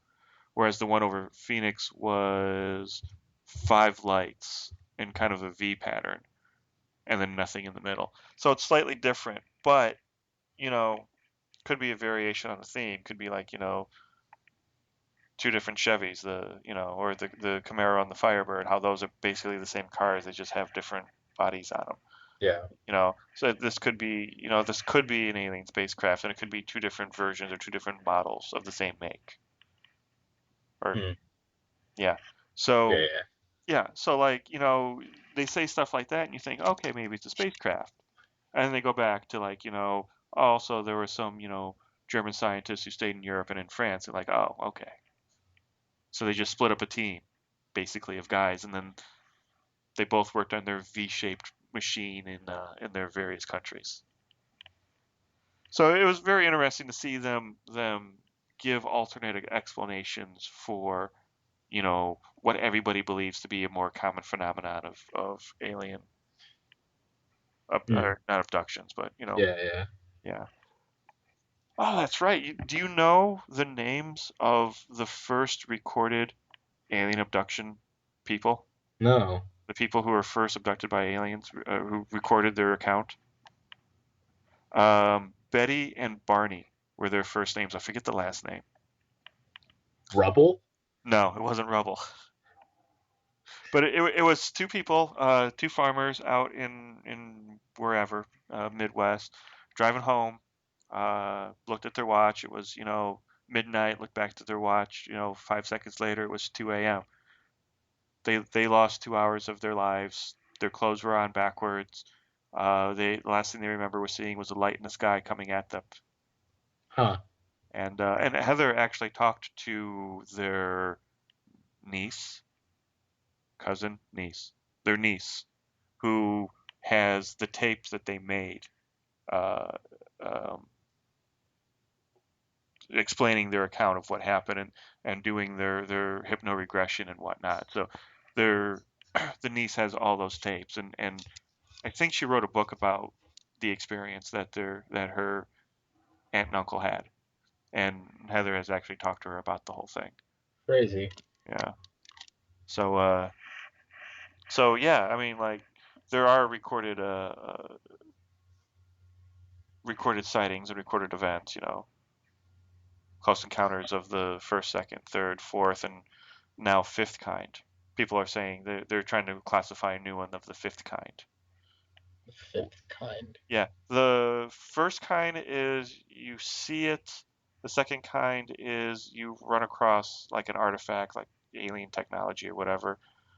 Third kind is um, you get visited by somebody like in the movie. They Hmm. come down and they talk to you and then they leave. The fourth kind is they scoop you up into their ship. And supposedly the fifth kind is that you initiate the uh, the encounter. That somehow you signal the ship and they come down and they pick you up, or they come down and they talk to you. Right. Yeah. Huh. And there's a place out here, and I want to go to it. Um, Not in Tucson. It's somewhere in Arizona though. Oh, I forget what it's called, like MUFO or something.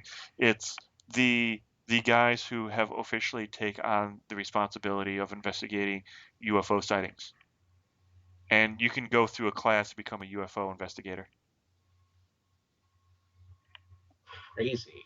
Yeah, and I saw like a documentary on it, and basically, what was it? Oh, it was the guy who did Super Size Me, Hmm. Spurlock or Spurlock, I think his Yeah, name yeah. is. Spurlock. He's got a new show where he did a show called 30 Days where he spent 30 days doing something, and now he's got a new show where he also does 30 days doing something, but he does opposing viewpoints. Like he went and worked at a at a at a pharmaceutical marijuana store, and then also went into the politics side of it and saw the people who were trying to continue to make pot illegal, and then the people who are trying to fight to make pot legal. So he Huh. does this. So one of the things he did was he went and he joined this organization, and he went and he learned how to be a UFO investigator. Crazy. And it is kind of crazy because these people are in a trailer in the middle of the desert, out in the middle of nowhere. So it's a little weird and a little creepy going out there to take classes. I haven't gone yet, but that's what he did, and I'm like, I don't know if I'd actually want to be there taking classes from these guys. But then you see him going through the classes, and it's the exact same thing you would do, like if you were being taught to be like a detective, like an investigator, to do a murder or do a, a, a robbery. You go in and you ask specific questions. You get the person to tell you just the facts and not their opinion. I mean, you can write down their opinion, but Right. mostly you're interested in just the facts, where it happened, what happened, did you lose time, blah, blah, blah. So they take a very scientific kind of, logical approach to it, which was kind of cool. That's pretty cool, actually. Yeah, and then they take all those findings and they put them on their website and they put them in their files and all that. So they try to keep track of all the sightings and all the close encounters that people have, Yeah. Hmm. which is very cool. No, that is actually really cool. Yeah. I when I was still living in Arizona, I did ghost hunting for a while, and it was with some. Oh, he actually worked at uh the cafeteria at Pima. Okay. Um, Fuck me, I still have his number. I forget his name at the top of my head though. Just talking with him one day, and they started doing ghost hunting, and he's like, "Yeah, dude, I'm actually gonna." He's like, "My crew and I are gonna go ahead and do it," and I, you and Heather were actually telling me about these people. Well, Heather was. She knows Yeah, all the ghost hunters in the yeah, area. yeah. Of course she does. She actually knows a lot of the ghost hunters on TV too. Like I'm she's not met them. surprised. She's met a lot of them in person, and some of them she actually has gone ghost hunting with and has knows personally. Like she doesn't like them, but she knows them. Right, Kind of like right. how I feel about everybody in Tucson. You just don't like people. There's a difference. I don't like people. I really don't. Exactly. I would be a Bond villain if I had that kind of ambition or I any. was like, no, you wouldn't. You'd be too lazy. If I had any kind of ambition whatsoever, I totally would be a Bond villain. But anyway, you were saying about the ghost hunters. Yeah, so I worked with them for a while, and they tried to take um,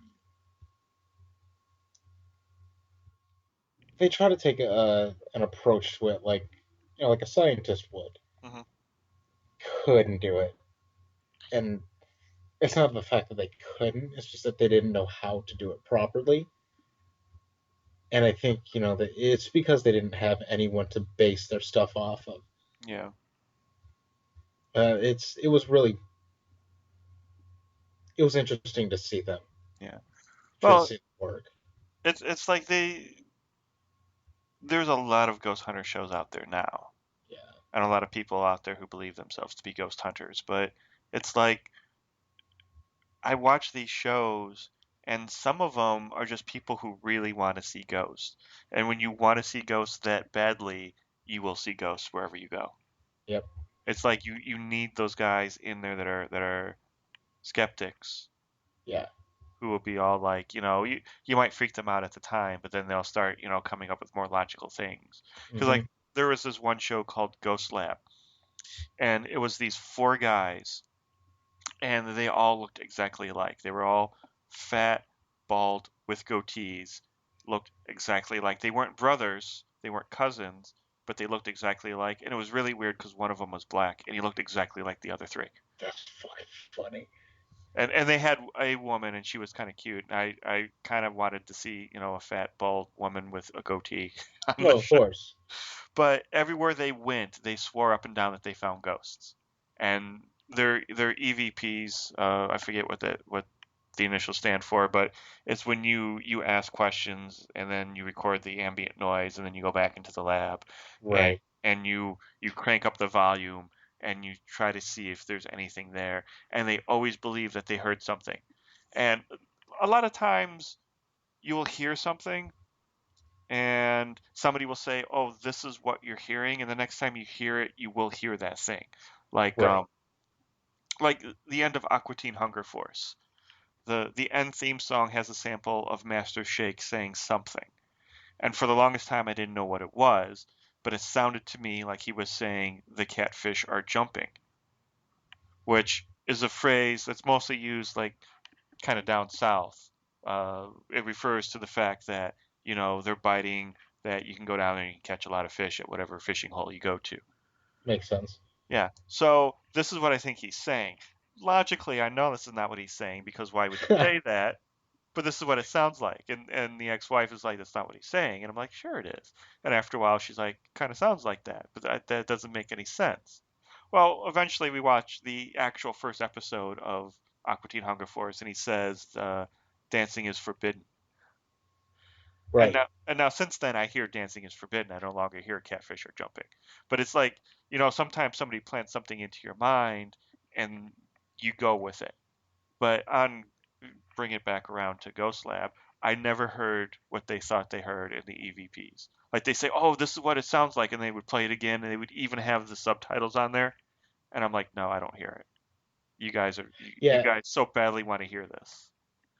Yeah. Every once in a while, because I watch those shows. And every once in a while, I would be like, I guess I can kind of hear what they're hearing, but for the most part, all I hear is Yeah, just static. yeah. Well, I mean, sometimes they ask a question, and in the static, you hear kind of an answer to the Oh no, definitely you hear something, but it's Yeah, just like it's way too staticky to be able to hear anything. yeah.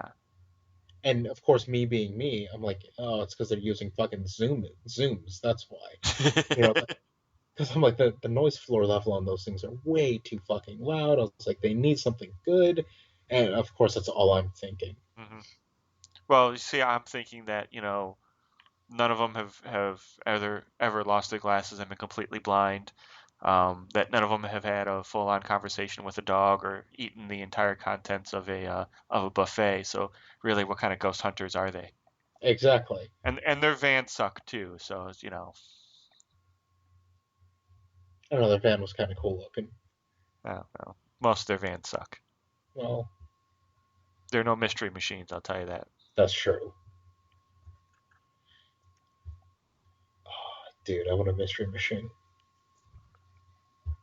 I was playing around with Photoshop a while back, and I had this idea to customize a van. I want the van to look like the time vortex from Doctor Who, and then the back doors to look like the doors to the TARDIS. That's actually pretty good. Yeah, That's funny. maybe like a little blue light on top, but Yeah, I thought that would be I'd, kind of cool. I'd be down for that. That's pretty sweet. Yeah. Also, I want to get like if I ever get like a minivan, I want to get the Chevy Astro because it's the one that looks more like a van than like a minivan, and I want to paint it up to look Right. like, and I want to paint it up to look like the A-Team van, and then use that as my grip van. Oh Jesus, dude, don't get an Astro. Those things are pieces of shit. Oh, I know. I've known people who've had them, but the Yeah. closest thing that looked like a van. I wouldn't want to get like a Chrysler Town and Country and try to make that look like the A-Team van. That would just Why don't you get like an actual A-Team van? yeah, vans are expensive. You live in Arizona. You can get one for like $400. Yeah, I probably could. Yeah. Trust me, I've been well because I needed to get a new car anyway. Oh So my I God. was So there are times that our property looks like the biggest like child molester central. oh Um, god. we have this friend who works for a glass distributor, and they make a lot of like glass pipes that you find in like smoke shops. Oh cool. And he drives around in a white van. It just has what does it say on the back? Um, Manufacturing company written in tiny black letters on the back of the van and on the side of the van. It's like the letters on the back of the van may be like an inch and a half, 2 inches tall. They're Oh very jeez. tiny compared to and it just says manufacturing company on it, like the most generic thing you can have on the back of a That's windowless funny. van. So there's a lot of times that he comes here and he sleeps over at the neighbor's house, but he'll park the van in our on our property because there's a lot of space for parking here. Right. And then for a while I was working for the carpet cleaning company, so I had a van, a windowless van sitting on the property. Yeah. So so we had that van, and when that van goes, then the new van comes up, Steve's van, and then now Heather's mom bought a van, an old church van Jesus. that she'll drive over here every once in a while. She lives down in Arkansas, and she'll drive it up here every once in a while. So we'll have like two vans on the property sometimes, and it just looks like no children should ever be allowed You within sight of this property, and I just feel like oh so bad because know what you should do? You should just get the words van written on your car. Or just ordinary van or something like that. Just to mess with people. well, when I had the carpet cleaning van parked in front of the house, I changed our internet password or our internet um, name, our Wi-Fi network name to FBI van. Oh Jesus. And then You're when that, that guy. yeah, and then when I got rid of that van, when I quit that job and that van was taken back to the company, I immediately removed the title for it. So hopefully people in the neighborhood wondered about it. It was just there one day and then gone the next.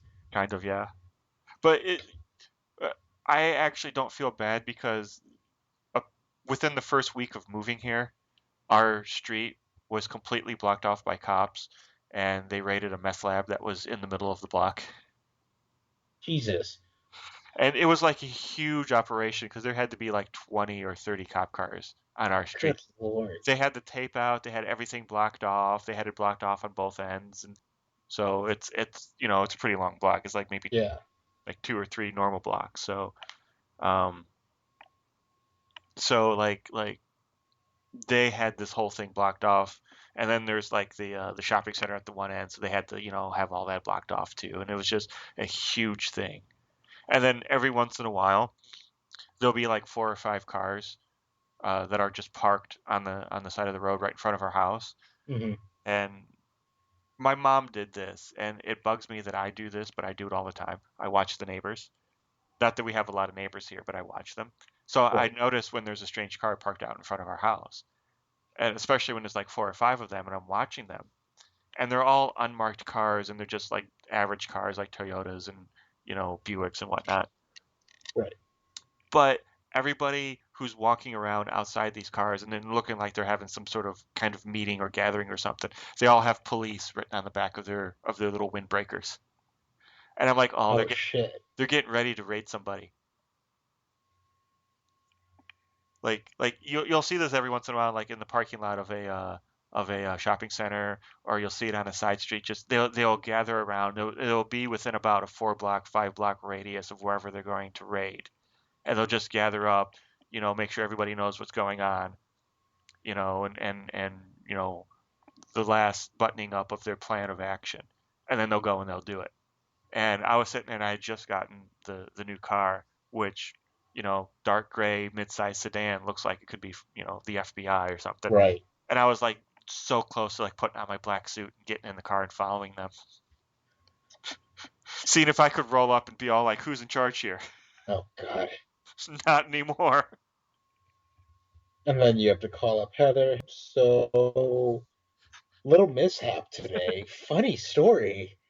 Um, I kind of got arrested. Yeah, come pick me up. Oh, there's no picking you up from that. That's a federal offense right there. If you get caught, it is. Just saying. Oh yeah, true. All right, so did you want to wrap this up? All right, sure. I don't even have to So do any editing. Yay, I can just play. yeah. But Baba Booey, Howard Stern's penis, Baba Booey, Baba Booey. There, edit that, you whore.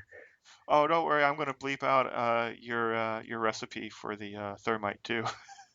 Oh yeah, no, that's yes, that needs to happen. Yeah. It's just gonna be like, okay, so here's how you make it.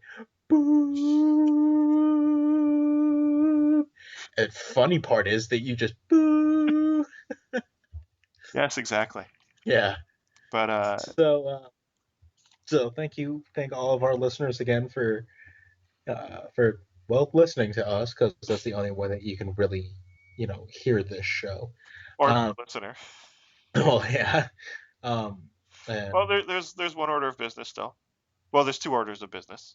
We have to continuously plug the website. oh no, definitely, I was gonna get into that right now. Hold But on, but I girl, also have to pick a movie for next week. girl, hold on. I'm about to do all that. I'm gonna do it in one seamless thing. You got to give me a second. I'm sorry, I didn't know you had a plan there. I mostly don't, but now I do. We need to work on a go word. So when somebody has a plan, they just say the go word, and we know to go with it. Uh, And it should probably not be a swear word or some sort of racial no, no, slur because we say no. those all the time. It's just gonna be like a combination of three words, like orange monkey eagle. When we hear that phrase, that means we have to plug the show. Can it be orange monkey cheese? That works. All right, let me write this Orange down. monkey. What?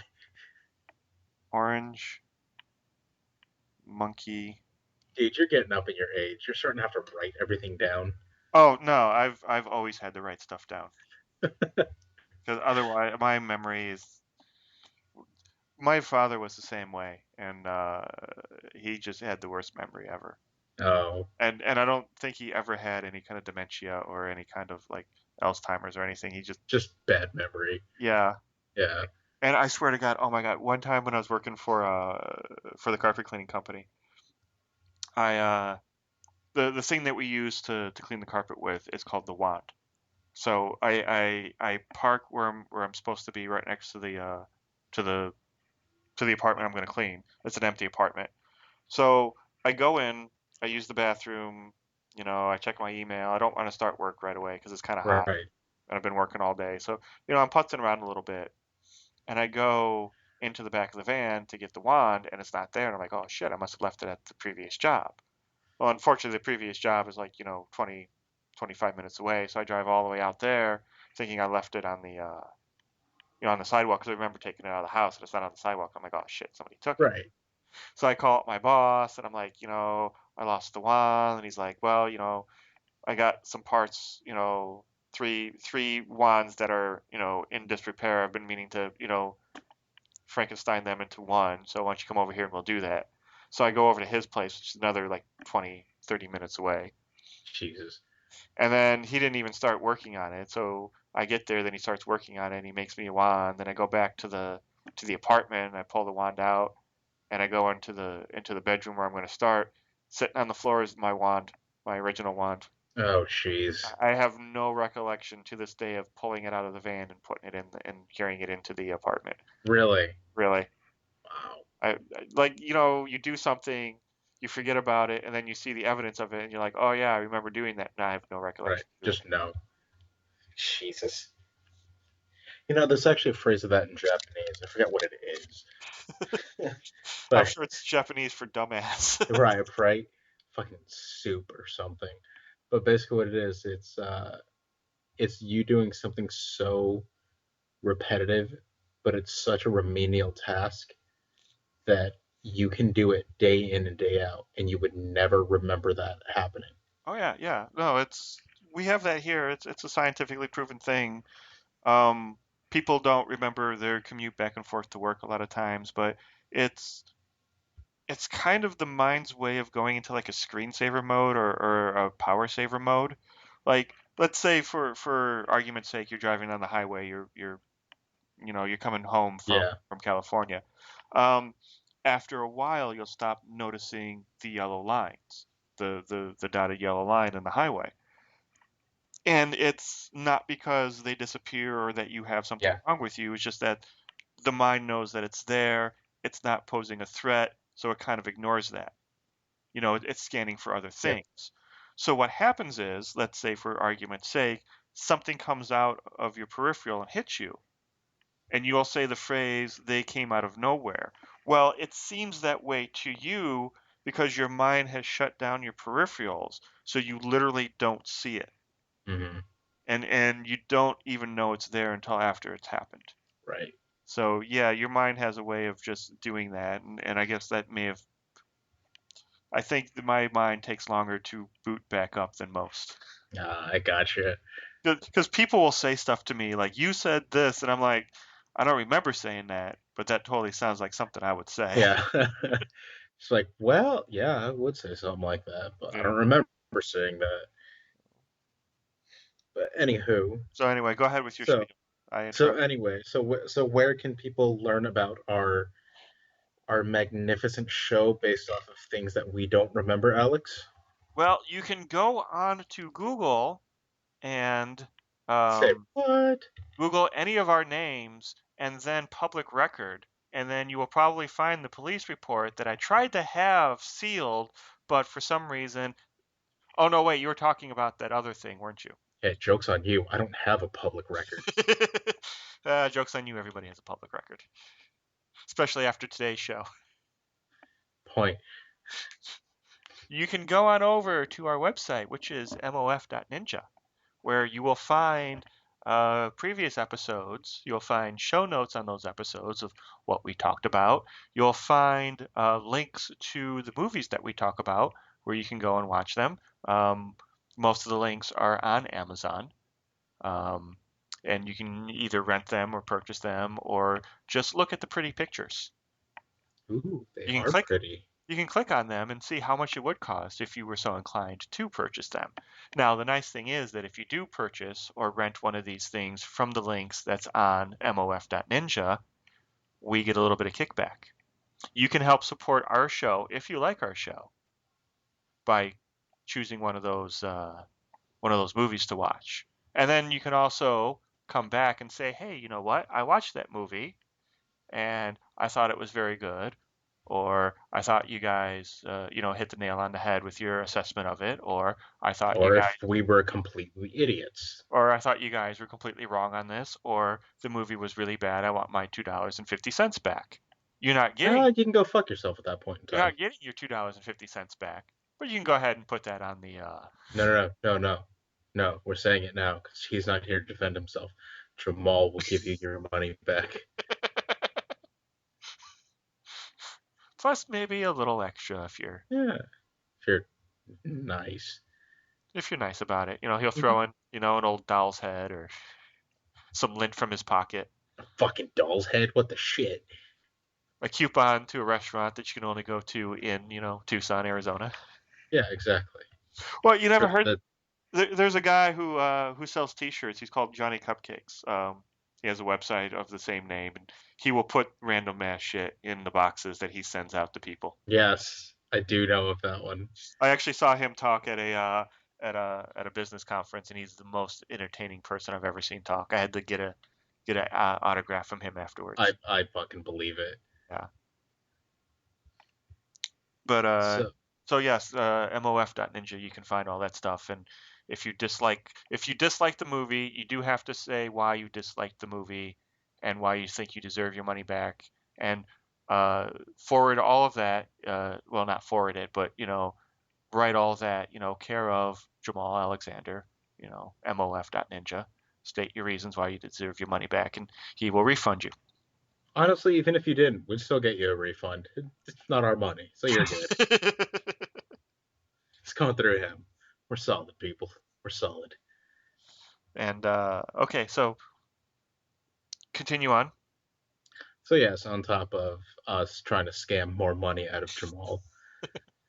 So to continue scamming money out of Jamal, so what are you feeling for next week, Alex? Oh, see now this one I'm doing in honor of Jamal, but he may or may not be back with us next week because of his issues. But it's a slightly unknown Mel Gibson movie. It's Mel Gibson. It's Braveheart. Lucy Liu. So if you think Lucy Liu was in Braveheart, you can still go with that answer. Oh, she was one of the horses, wasn't she? Yes. Cool. She was the killer robot from the future. Nice. Fucking do it. And it's one of the last movies that God, what the hell was that guy? Christopher Walken. No. Well, Christopher Walken's still doing movies. I don't know. No. What's his name? Oh shit. No. Fucking the Hapkido master, the big fast Steven Seagal. No. Oh, Bill Duke is in this movie as well. And, oh, nice. And Chris Christopherson, and I'm not seeing the name I'm looking for. Oh, that's gonna bug me now that I can't think of his name. Suck. I know, right? He was in the Magnificent Seven. Charlize Theron. James Coburn. Oh, okay. One of his last movies. It's called Payback. Ooh, I like that film. I mean, I've never seen that film. If well, you were there when I recorded this, but if you've ever actually watched Mob Rules, it's kind of my inspiration for Mob Rules. And by inspiration, I mean I totally ripped off Payback. Yeah. Honestly, didn't we watch it together in the lab? Probably, yeah. Yeah. Yeah, I liked it. It's a nice little throwback to like the '80s action films. It's Mel Gibson at his best. For a little nothing action film, it's really well done, and it'll kind of there's no real guesswork to it, but it'll keep you on the edge of your seat. Cool. That sounds like a plan. Yeah, I'll let Jamal know. I'm sure he'll want to watch it regardless. Yeah. Yeah. All right, that sounds good. All right. So, from all of us to you, I just missed a phone call. Hopefully nothing important. It's from my girl. I'll call her back in a minute. So, from all of us to you, listeners, viewers, it's people who don't really understand us but like us making fun of Jamal. We all appreciate the time that you've taken out to listen to us, and we very much appreciate it. Thank you for that. Yes. And don't be afraid to spread us around if you like us. Hell, even if you don't like us, shit, spread us around anyway. Does no harm to you. Well, here, see, if you like us, tell all your friends about us. If you don't like us, tell all your enemies about us. There you go. That works. Yeah. We don't care who listens to us as long as you listen. Yeah. And we will catch you all on the flip side. Yes. So signing off for MOF. I don't know where the ninja came from, but it's some sort of nomenclature. But for one of the co-hosts on MOF, I bid you all guys good evening, morning, whatever time you're listening to this. Afternoon. Sure, let's go with that too.